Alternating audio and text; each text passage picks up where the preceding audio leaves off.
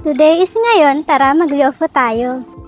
Nagkayaan kami ng aking mga kadorm na magpunta sa isa sa mga kilalang theme park dito sa Taiwan.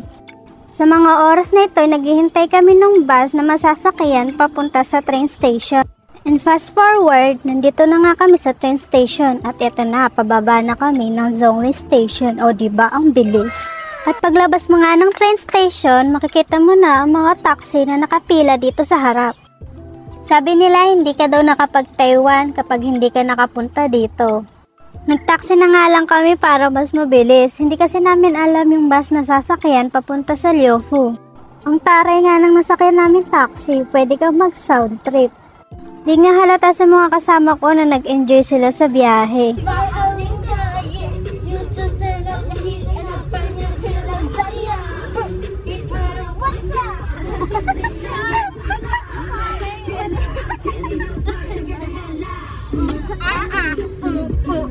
Di nga halata na nag-concert na si Candy sa biyahe, no?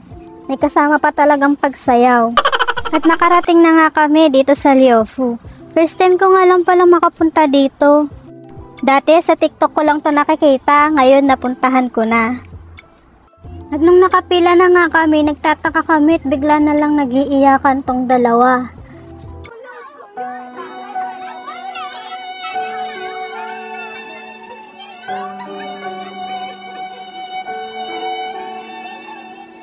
Nawawala daw kasi ang cellphone ni Glyza. Naiwan ata sa taxi, kaya dali-dali namin itong tinawagan.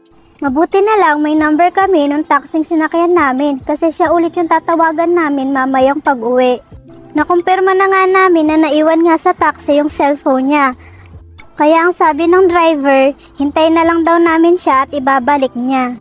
Dito talaga sa Taiwan, pag may naiwan kang gamit sa isang lugar or sasakyan, masisigurado mong may babalik sa iyo. Nakapila pa rin kami habang hinihintay namin yung driver at hindi kami na-inform na kailangan palang mag-costume. Abe ko yung manika niyo sa Squid Game, pagod na.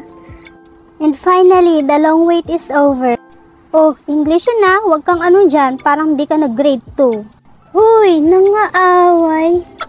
Ibalik na nga yung cellphone ni Glyza at yan, ipapasok na nga daw niya sa pantalon niya para siguradong walang pawala.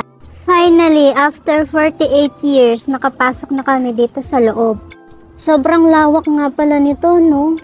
Nagtuturoan na nga yung mga kasama ko dyan kung ano yung unang sasakyan nilang rides. Yes, opo, nila. Sa totoo lang, mahilig lang ako magpunta sa mga ganitong theme park pero hindi ako mahilig sumakay sa mga extreme rides.